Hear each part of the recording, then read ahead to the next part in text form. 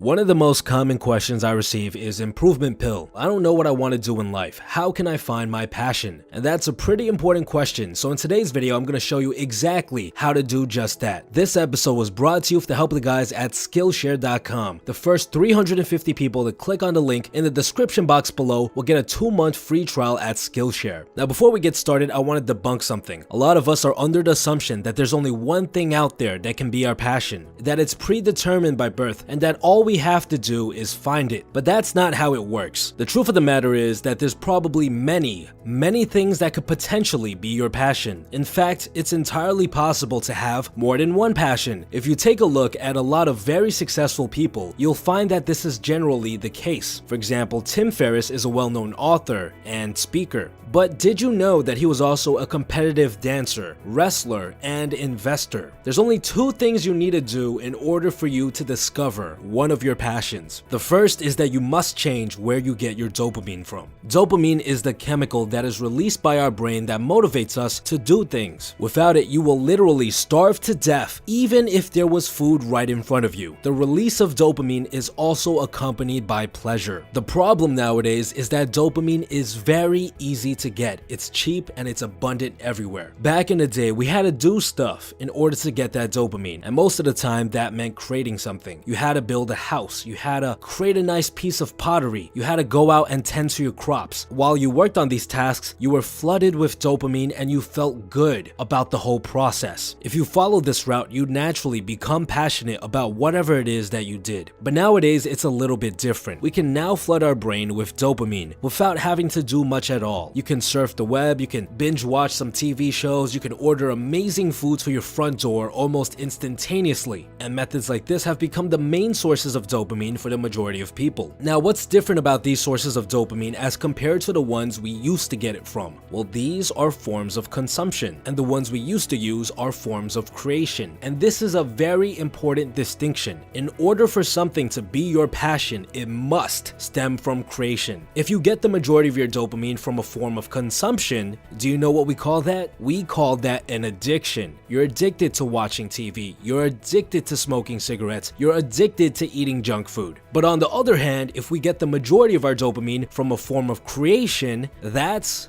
called the passion. You're passionate about drawing, you're passionate about dancing, you're passionate about farming. So the first and most important thing you have to do in order to find your passion is to turn back your consumption valve. Watch less TV, play less video games, eat less junk food. When you turn back your consumption valve, you force yourself to start looking for dopamine from forms of creation. This is crucial for our next step. The second thing you have to do in order to find your passion is to simply expose yourself to a variety of different forms of creation, to give yourself a chance to get dopamine from these sources instead of forms of consumption. Now, there's no fancy trick to finding these things, you just gotta approach it the old-fashioned way, by trying things out. So what I suggest you to do after successfully completing step number 1 is to search up a list of hobbies. Literally, go on Google and type in list of hobbies Wikipedia. Look through the list, and if you see anything that seems even remotely interesting or fun, write it down. Create a list. Then all you have to do is take this list and ask yourself, which thing would I like to try out first? You should only try out one of these hobbies at a time. You must give yourself enough time to see whether or not you can make this hobby into a passion.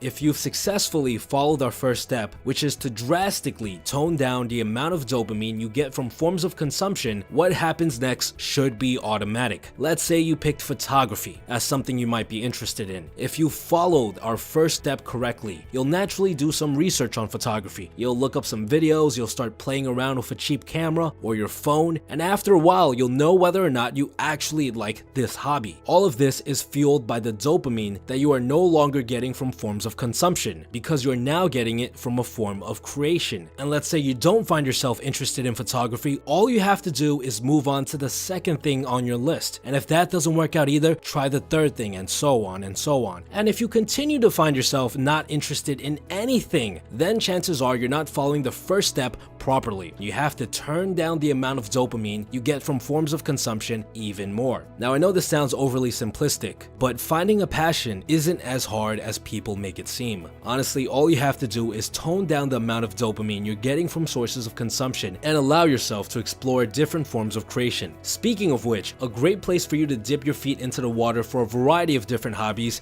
is Skillshare.com. Skillshare has over 17,000 unique videos teaching you about hundreds of different topics, including things like photography, drawing, productivity, business, and much more. Personally, I've been interested in learning more about videography and film. My goal is to eventually create better videos for you guys in the future, and these video editing classes are teaching me what I need in order to reach that goal. For those of you that are looking for your passion, I highly recommend checking out Skillshare by using the link in the description box below. The first 350 people will get a 2-month free trial, and after that, it's only $10 per month to remain a member. Besides that, guys, stay tuned.